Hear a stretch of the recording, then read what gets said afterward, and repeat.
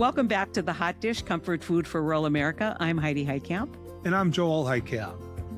You know, today I am so excited because one of the reasons why I wanted to make sure we were doing the Hot Dish, especially in election year, is to educate people on incredible candidates that we know are out there where nobody's even paid attention, that flyover area. And this is a candidate that we are so excited about because Mississippi is a place that everybody should keep their eyes on. I was just down there. I did some discussions at the Delta, and you could feel it. You could feel that things are changing in Mississippi and people are ready for a change. Scott, you have an amazing resume, kind of mirrors a little bit of mine.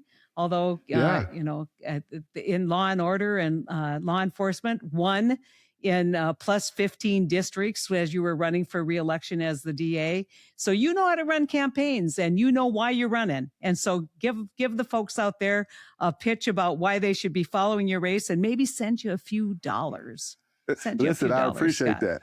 Thank you so much, Senator, for having me. Thanks, Joel. I appreciate being on the Hot Dish.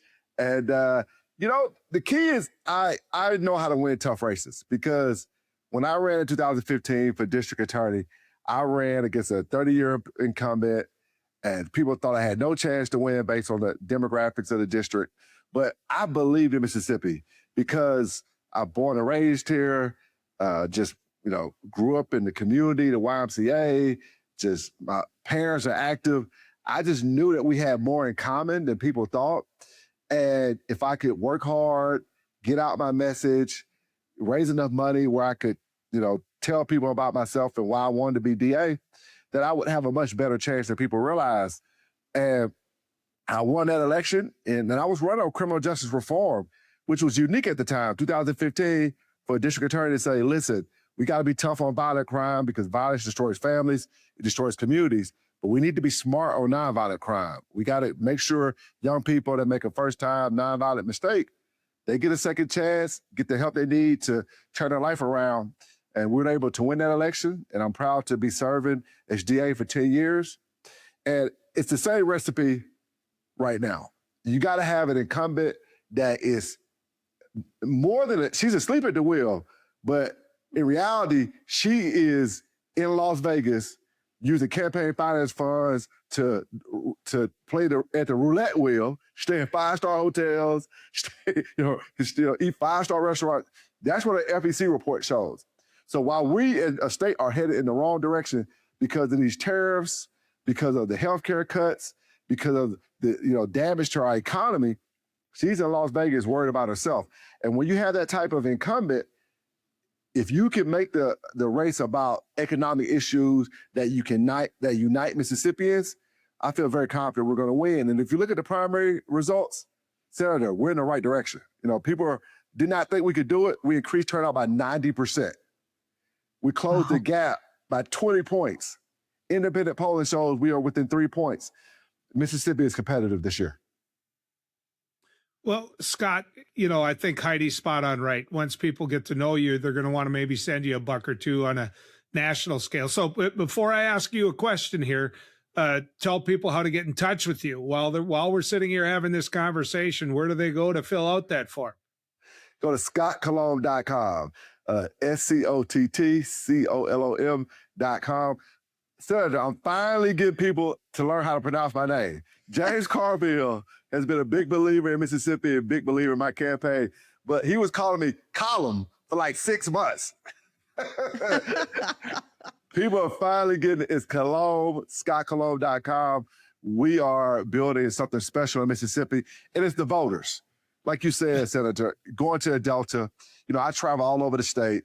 They are ready for a new direction. They're ready for a leader that's going to bring us together and focus on results that make people's lives better. Not rhetoric, not partisan talking points, but, the kitchen table issues, higher wages, lower costs, save our healthcare, save our hospitals.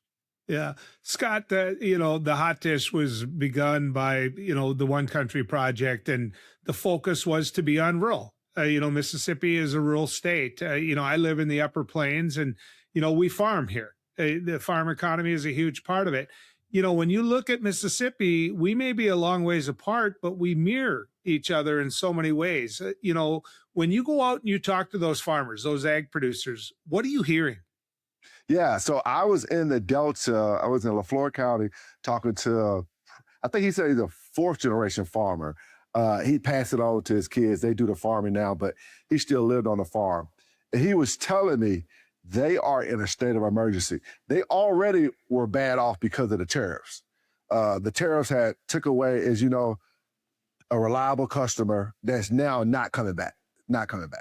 And while we lost that customer, they went and started buying soybeans from Argentina, and we bailed out Argentina, which makes no sense. And so now you add the increase in fertilizer costs because of the war in Iran, and they're in desperate straits. The person that really brought it home for me was not the farmer, but it was somebody who worked at a bank in the Delta.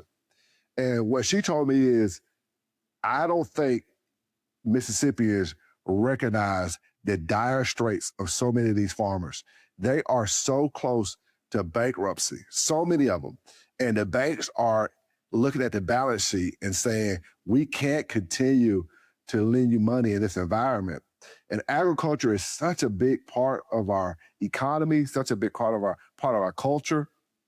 And my message to them is, this is a product of Senator Cindy Hyde-Smith betraying the voters and the people of Mississippi, because she knows tariffs are bad for Mississippi.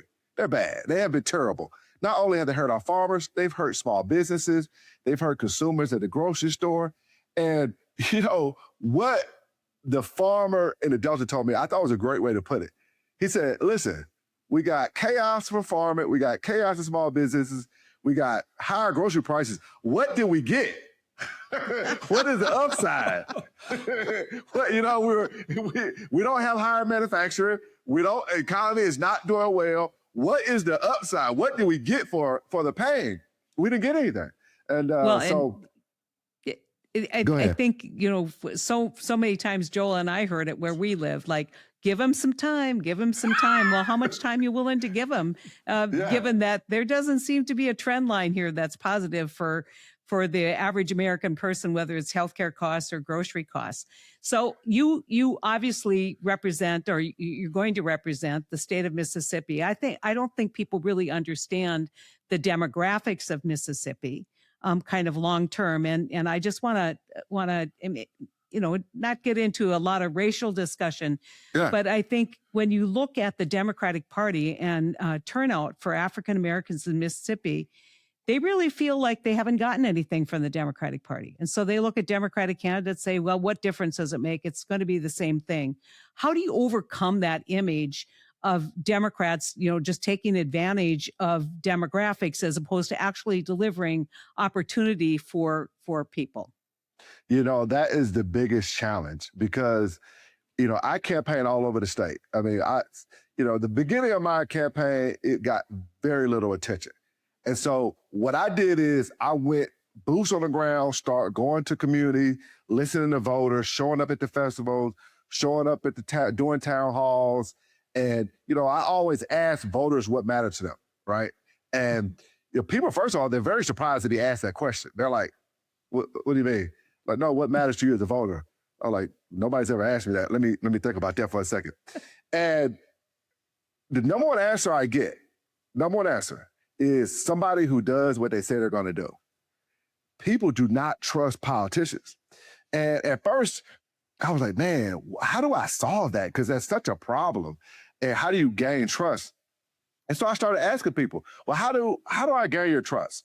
Well, they said, well, the first thing you're doing it right. You're asking, you're showing up, you're listening. You're not just doing all the talking.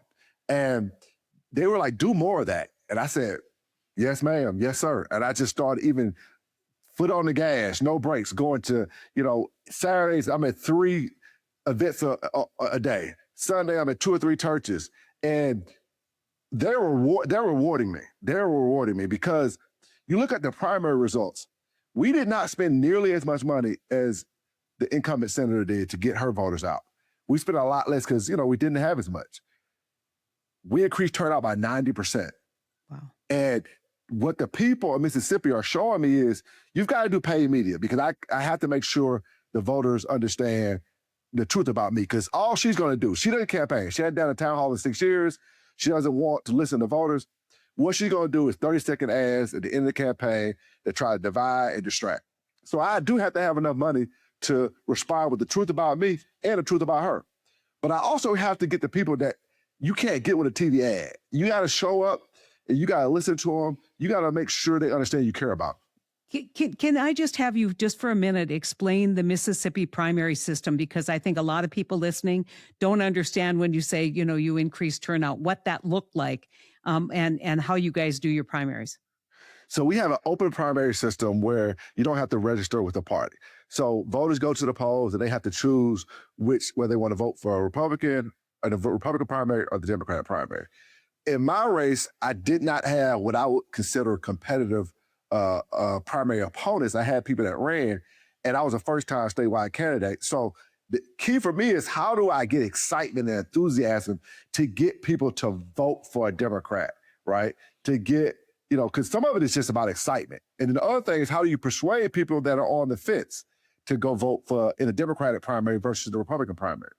And if you look at the previous competitive primaries, we had been really around 80,000 voters voting the Democratic primary. The Republican primary, they were really outvoting us. And so I just worked my butt off, showed up everywhere I could, gained a lot of people's trust and excitement, and we were able to increase the turnout. So we went up to don't quote me exactly on the numbers, but close to 160,000 voters. It's only about a 7,000 vote difference between people who voted in the Republican primary and the Democratic primary. And 58% of the voters voted against the Republican incumbent, which is consistent with what we saw in the poll. 55% of the voters in the independent poll have an unfavorable opinion of the Republican incumbent. 53 want a new United States senator. They want somebody else. And for me, it's just going to be about making sure we raise enough money. So again, go to scottcolom.com, raise enough money so I can tell my story, which is rooted in going to D.C. to make the average Mississippian's life better. I'm not asking people to send me up there to be the Democratic senator. I'm asking them to send me up there to be Mississippi senator, because that's what we have to have. These rural states, they have to get back to having leadership focus on their states. California's got close to 50 million people. They got 2 United States senators. Mississippi, we got a little less than 3 million. We got 2 United States senators. We have to use that to our advantage to make sure that we are delivering for rural America, because when rural America does well, the country does well. We have to remember that. Scott, any fears at all about, some of what the administration and others are proposing to mess with the votes this fall, to make it harder for those votes to get counted, to be mailed in, what are you doing? What are you focusing on through your campaign to make sure that people's vote counts? Yeah. So, I always think when I'm asked that question, that the first thing to recognize is, why are they doing it? They're doing it because they want to pick their voters. They don't want the voters to pick them. And as a result of the bad policies. You can't trick people when they go to the grocery store and they look at their bill. You can't tell them costs are going down or it's not having an impact when they're seeing their bill go up. You can't trick someone into believing that, gas is not up when they go to the pump and they're paying more. So that's why they are concerned about trying to pick their voters rather than having the voters pick them. The good thing about a place like Mississippi is we have, I like to say it this way, we're not new to this, we're true to this. We've been through the voting rights battles. We have the organizations that know how to fight. We're getting the resources and the attention to prepare ourselves for making sure every ballot counts, to making sure that we have free and fair elections. And so they've warned us early enough that we can be prepared to fight back and protect the ballot. And, we have some good partners that understand the importance of this election and making sure that voters in Mississippi get to pick their senator and not the senator picking the voters. So Scott, I have a question, and this is one that I used to get when I was running. Okay, so your first day in the United States Senate. What committees are you going to fight to get on? Well, of course, if I could get on appropriations, I might have to fight to get on appropriations because Mississippi is a state that really, with Thad Cochran, with Senator Cochran, I tell people, my dad was a Republican for a long time, and one of his favorite senators was Senator Cochran because he said, one, he was just a heck of a politician. He knew everybody and just really had a touch for people. But he was chair of appropriations, and he could just bring so much resources to Mississippi. I remember going to a Jackson State football game, and at halftime, Senator Cochran giving a $50,000 check to Jackson State at halftime. That's a hard person to beat. It's hard to motivate people to go against him.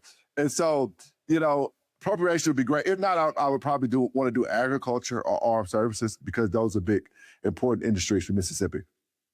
Great. So let me throw this out. Earlier, you talked about tariffs, and this is a conversation that Heidi and I have had many times. She's one of the go-to people that I have when it comes to economics on my drive up to do my talk show every day. This economy wasn't in great shape before the war in Iran. It just simply wasn't. The tariffs were killing us here in the Northern Plains. What were they doing to you in Mississippi? Yeah, they were causing chaos. I mean, all the economic indicators show it was having really negative impacts. And, the war in Iran has taken it even to a worse level. But, for me, I was worried about the gas prices, and I was talking a lot about what the war was doing to gas prices. But I had somebody come up to me I was at my daughter's softball game. And I had somebody come up to me, and because I posted these videos of me asking voters what matter, the person came up to me, he said, listen, I want to tell you what matters to me. He says, my son right now is in Iraq because of the war in Iran. And I'm at this softball game because I'm trying to support my granddaughter because he can't be here. I said, wow, that's a tough situation. I said, how's he doing? He said, well, it's up days and down days because he obviously would prefer to be here to watch his daughter play softball. And so he said to me, when you think about the cost of the war, remember how priceless it is for a father to miss his daughter's softball game. That's really the price of the war. And is that worth it? Is he paying the right price? Was that necessary? What's the justification for the war? Why are we not only putting his life on the line, but why are we taking him away from his family? Why are we taking away a moment he can't get back? And, unfortunately, I can't answer that question. I don't know why we're in a war in Iran. It's not a clear objective.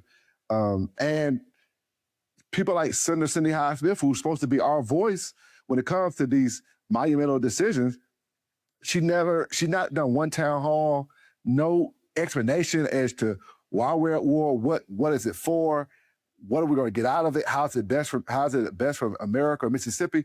So I try to look at it through those lenses because when you view it that personal, you remember what really we need to be thinking about. Scott, that's an amazing story. And, I like this idea that you're recording regular citizens on what they want and what their expectations are. It's a brilliant piece of work. And, people ask me all the time, how did we get here? And I said, politicians got lazy. And they look at me and they go, no, they want to take shortcuts. They want to put an R behind their name in states like Mississippi and North Dakota and say, see, all I got to do is tell you I'm a Republican. I don't have to actually talk to voters, for God's sakes. I don't actually have to be responsible for the decisions that I make because, I'm a Republican and the Democrats, they have horns, or a tail or whatever it is that they're going to say.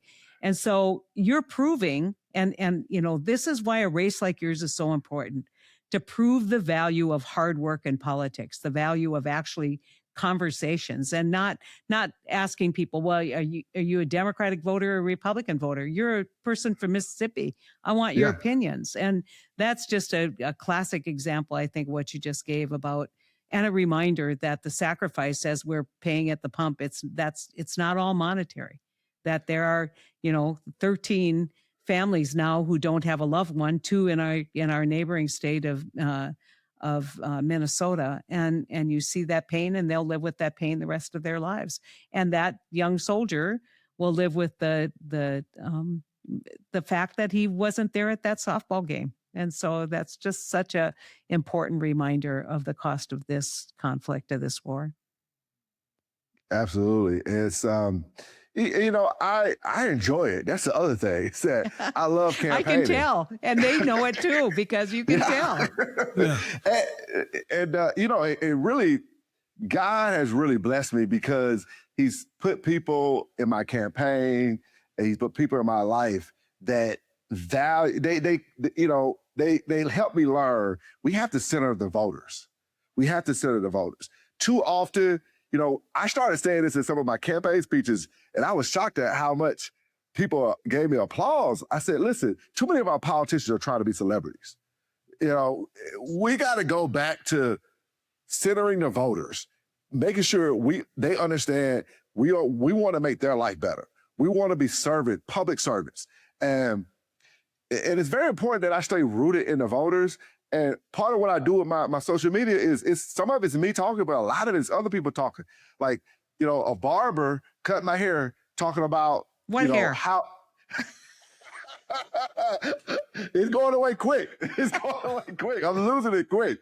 My wife tells me I should go bald, but I don't want to. I'm fighting. But yeah, it's. I'll just ask him about how he feels about Greenwood LaFleur Hospital closing because they filed for bankruptcy. And he talked about what that's going to do to Greenwood and how that's going to have such a negative effect. And he's a powerful messenger for that, right? Because a politician saying it, people don't trust politicians.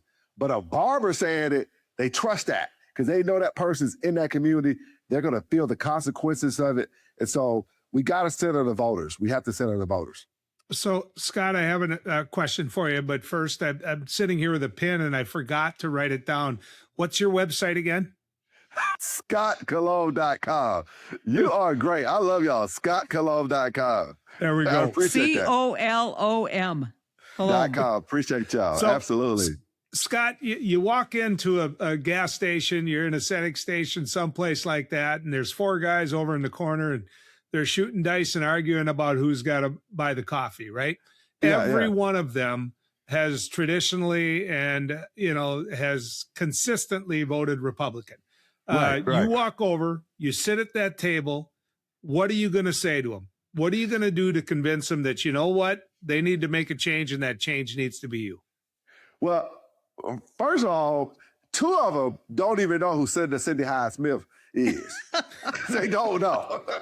so well, I just say, because I ask a lot of people because, they're surprised to hear, me asking what matters to them. And they'll say, I'll say, do you know who your senator is?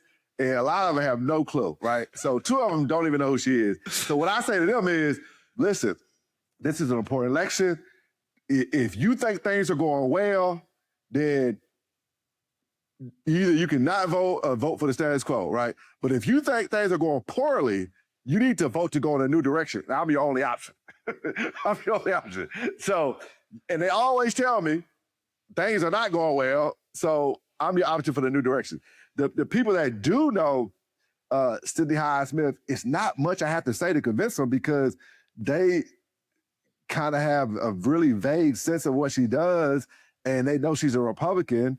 And what I tell them is, I'm running on making, I'm going to fight for higher wages. I'm going to fight for lower costs.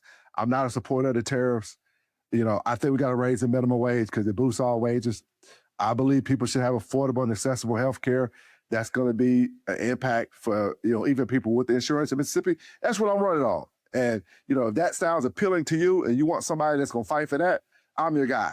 If you don't care about higher wages, lower costs, or health care, then, hey, I don't know if I'm the person for you. And that's what I tell them. Yeah. I think just to maybe do a little Schadenfreude, or what goes around comes around. She could have gotten rid of you as a candidate by for those folks who don't know, you had been nominated and had great bipartisan support for a federal judgeship. And so she didn't need to run against you. And if I were her, that was a critical mistake. She needed to get you out of Mississippi politics and on that bench. And listen, So she might live to rue that decision. I was happy to do it too. You know, it was my mom's dream. My mom was an elected judge. Oh, And wow. her dream was to be a federal judge because she was a big fan of Thurgood Marshall. That's one of the reasons she went to law school.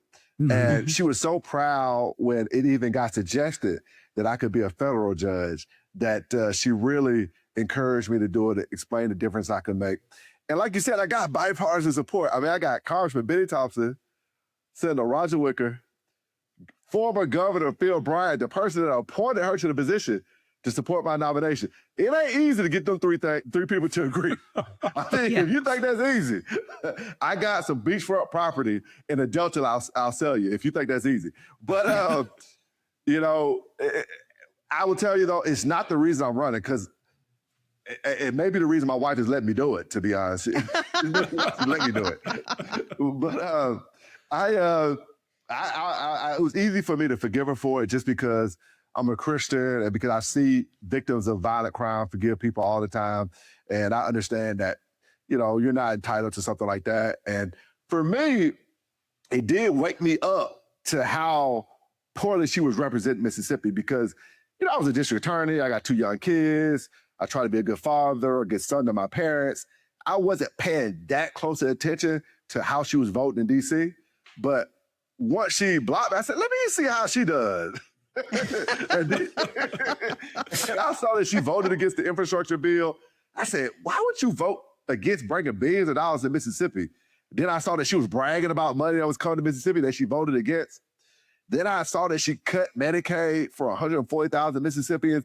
And I just said, man, listen, I can't allow that type of failed leadership to represent a state that I love so much and I believe has a lot of potential.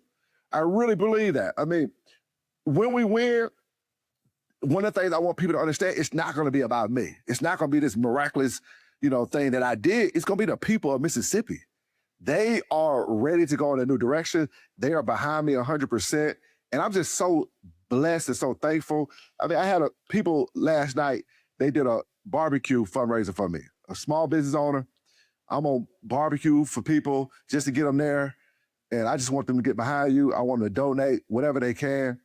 And when you have people like that behind you, you can't help but just work harder and harder to get your message out, bring attention to the race so I can raise the money I need and give the people of Mississippi the leadership they deserve because, man, they deserve a lot better than what they're getting.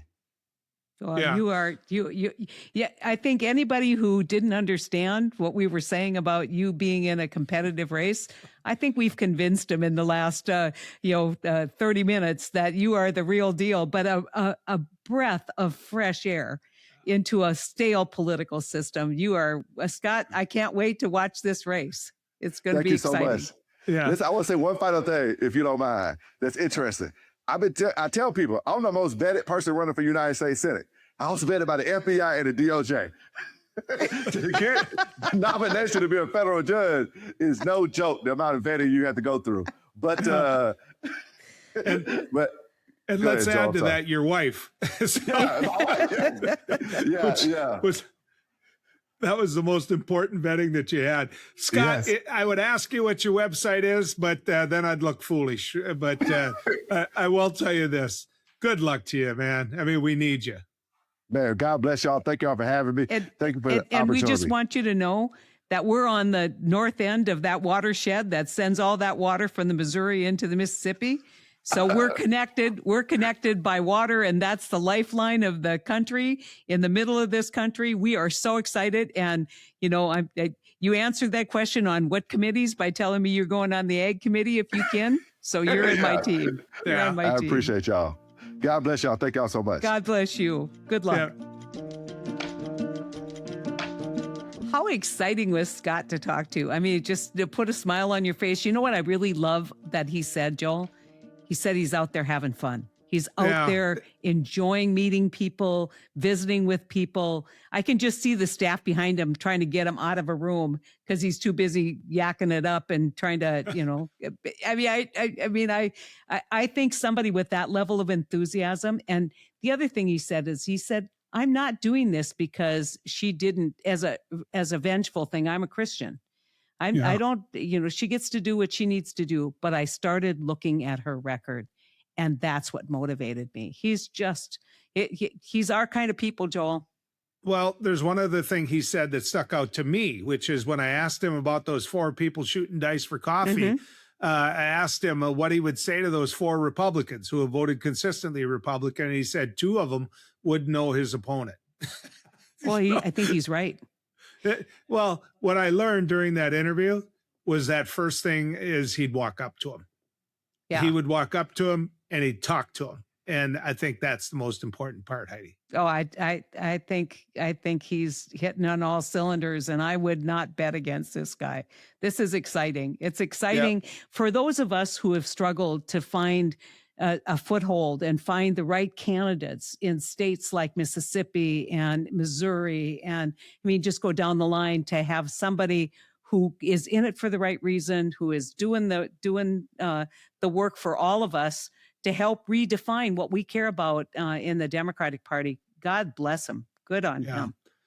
You know, Heidi, to follow up on our conversation about the Senate race in Mississippi, we've got a question from a listener about the Ohio Senate race. Listener Jim wrote to ask us about Sherrod Brown's chances of winning that seat in Ohio. Your thoughts? Okay, so let's just, I know people don't always like it when you get wonky, but when you look at all of the off-year elections leading up to this midterm, you're seeing a 15 to 20 point swing. By that, if it were a plus 30 Trump district, you're seeing Republicans only win by 10%. Across the board. You see it in Tennessee, you see it in the deep reddest places, you see it in Mississippi in some legislative races. Okay, so now everybody think about that. Think about the mood of the people and what's happening right now in terms of how they are responding at the ballot box. Sherrod only lost his race last time by less than 4%. So if he had picked up 4% more people in Ohio, so just apply that let's just say it's 10%. Yeah, the numbers would tell you that he's got a 6-point advantage today, and he's running against a lackluster candidate again, like Cindy Hyde-Smith in Mississippi, somebody who was appointed, never really had to work for the job, and thinks all you do is put an R behind your name, and somehow you're going to be elected. This guy was lieutenant governor, and I think he had to run with the governor, never put his name on the ballot independently. And Sherrod, by all accounts, kind of you get tired being a United States senator, you just get worn down, and you're working the program every day. He's had 2 years off to kind of hit the refresh button. And people say he's having a ball out there, that he is just doing great in those, VFW halls. And I will tell you this about Sherrod Brown.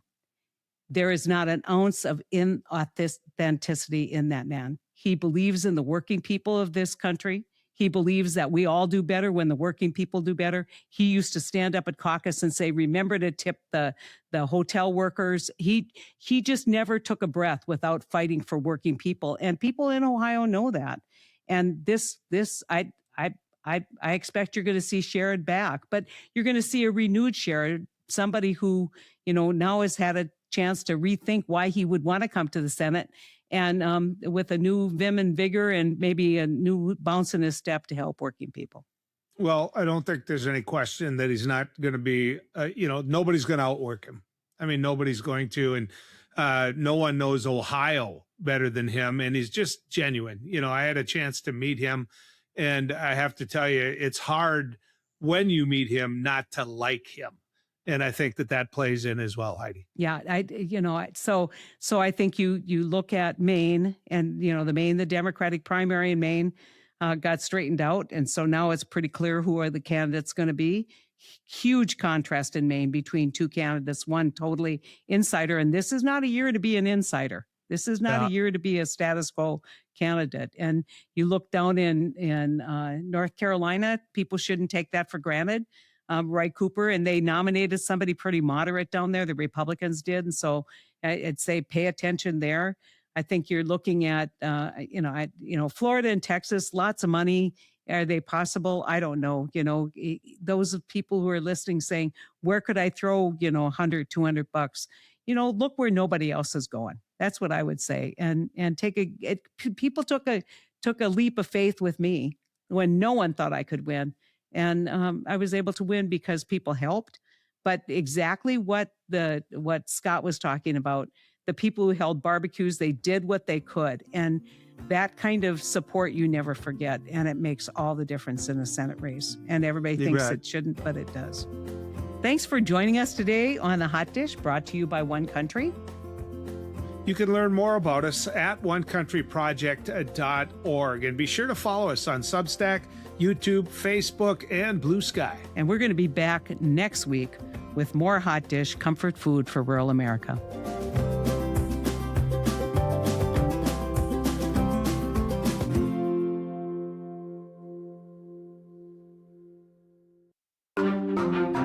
Topica.